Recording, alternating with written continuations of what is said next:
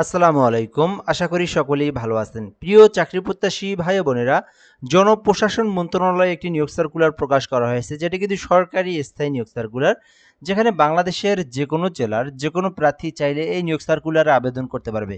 তো আজকের এই ভিডিওর মাধ্যমে এই নিয়োগ সার্কুলার নিয়ে সকল ধরনের তথ্যগুলো আপনাদেরকে জানানোর চেষ্টা করব। এখানে পদের নাম রয়েছে, পদের সংখ্যা, শিক্ষাগত যোগ্যতা, কিভাবে আবেদন করবেন, সকল বিষয়গুলো আপনাদেরকে এ টু জেড এই ভিডিওর মাধ্যমে জানিয়ে দেবো। এটাতে কিন্তু এসএসসি পাস থেকে শুরু করে অনার্স ডিগ্রি পর্যন্ত আবেদন করার জন্য পদসংখ্যা রয়েছে। তো সম্পূর্ণ ভিডিওটা না টেনে শেষ পর্যন্ত দেখবেন, তাহলে বুঝতে পারবেন। আরেকটা বিষয় বলে রাখি, যারা আমাদের চ্যানেলে ভিডিওটা নতুন দেখতেছেন অবশ্যই চ্যানেলটি সাবস্ক্রাইব করে রাখবেন। আমরা বাংলাদেশের সরকারি সকল নিয়োগ সার্কুলারগুলো এই চ্যানেলে আপলোড দিয়ে থাকি। আর ফেসবুক পেজ আমাদের রয়েছে জব প্লাস বিডি, এইখান থেকে যারা ভিডিওটা দেখতেছেন অবশ্যই পেজটি ফলো দিয়ে রাখবেন। আমরা বাংলাদেশের নিয়োগ সার্কুলারগুলো ইউটিউবে এবং ফেসবুকে দিয়ে থাকি। যারা ফেসবুক থেকে দেখতেছেন অবশ্যই পেজটি ফলো দিয়ে আমাদের সঙ্গে যুক্ত থাকবেন।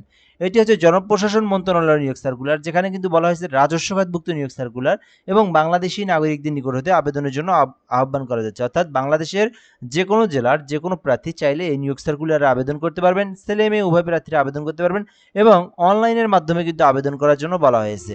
তো আশা করি আপনারা এই বেসিক যে বিষয়টা এটা সম্পর্কে বুঝতে পেরেছেন।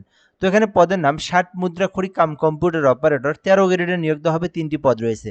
তো আবেদনের জন্য শিক্ষাগত যোগ্যতা চাওয়া হয়েছে স্নাতক অথবা সমমানের ডিগ্রি, অর্থাৎ আপনারা যারা অনার্স পাস করেছেন অথবা আপনারা যারা ডিগ্রি পাস করেছেন এবং যাদের 60 মুদ্রাক্ষরিকের ট্রেনিং করা রয়েছে অথবা যাদের টাইপের ভালো গতি রয়েছে, এক্সপিরিয়েন্স রয়েছে, তারা কিন্তু 60 মুদ্রাক্ষরিকে আবেদন করতে পারবেন। যেখানে 13 গ্রেডে মোট 3টি পদ রয়েছে, চাইলে এই পদে আবেদন করতে পারেন যারা অনার্স ডিগ্রি পাস রয়েছেন।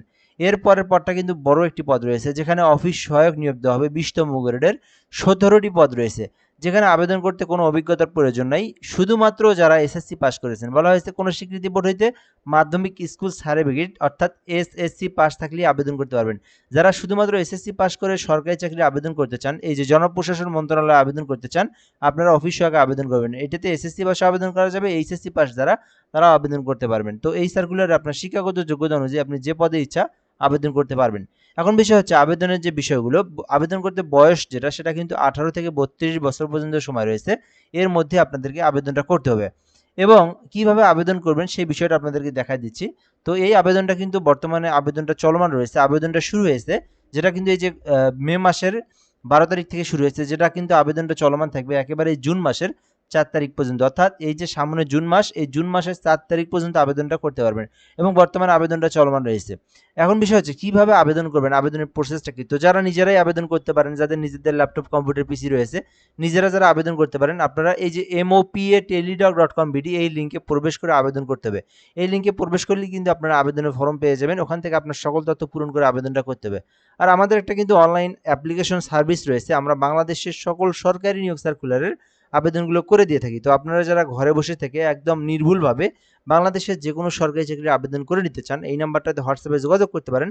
আমরা আপনাকে একদম নির্ভুলভাবে অ্যাপ্লিকেশন করে অ্যাপ্লিকেশন কপির পিডিএফ যেটা, সেই পিডিএফটা আপনাকে পাঠিয়ে দেবো। তো চাইলে যোগাযোগ করতে পারেন।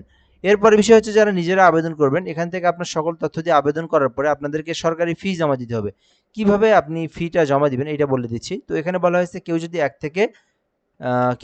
এখানে যেহেতু 2টা পদ রয়েছে, প্রথম পদ যেহেতু ওইটা আপনার 13 গ্রেডের সরকারি ফি 112 টাকা। তো কেউ যদি 60 মুদ্রাক্ষরিক পত্রিতে আবেদন করেন 112 টাকা জমা দিতে হবে। এরপরে কেউ যদি এখান থেকে নিচের যেটা পদ রয়েছে অফিস সহায়ক, এইটাতে আবেদন করেন, তাকে 56 টাকা পেমেন্ট ফি জমা দিতে হবে এবং পেমেন্টের সময় অবশ্যই এই টাকার সঙ্গে আরও 10 টাকা বেশি রিচার্জ করবেন, যেহেতু 2টা এসএমএস সহ আরও 6 টাকা আপনার ফোন থেকে কেটে নেবে। তো এখানে পেমেন্ট করার প্রসেসটা হচ্ছে, প্রথমে MOPA লিখবেন, লেখার পরে আপনারা ইউজার আইডি লিখবেন 163.2, এই নাম্বারে সেন্ড করে দেওয়ার পরে পরবর্তী আপনারা আবার লিখবেন MOPA পিন নাম্বার দিয়ে এই নাম্বারে সেন্ড করে দিলে আপনার আবেদনের পেমেন্টটা কিন্তু সম্পূর্ণ সাকসেসফুলি হয়ে যাবে। তো চাইলে আপনি কিন্তু অ্যাপ্লিকেশন এটাও মানে এই অ্যাপ্লিকেশনটা এইভাবে করতে পারেন, যেটা কিন্তু বাংলাদেশের যে কোনো জেলার যে কোনো প্রার্থীরা করতে পারবে। সো আশা করি বুঝতে পেরেছেন এই নিয়োগ সার্কুলার নিয়ে সকল তথ্য। আরও যদি কোনো কিছু জানার থাকে আপনার কমেন্টে বলতে পারেন, আমরা রিপ্লাই দিয়ে জানিয়ে দেবো। আর এরকম নিত্য নিত্য নিয়োগ সার্কুলারগুলো জানতে অবশ্যই আপনি আমাদের সঙ্গে যুক্ত থাকবেন। ভালো থাকবেন। আসসালামু আলাইকুম।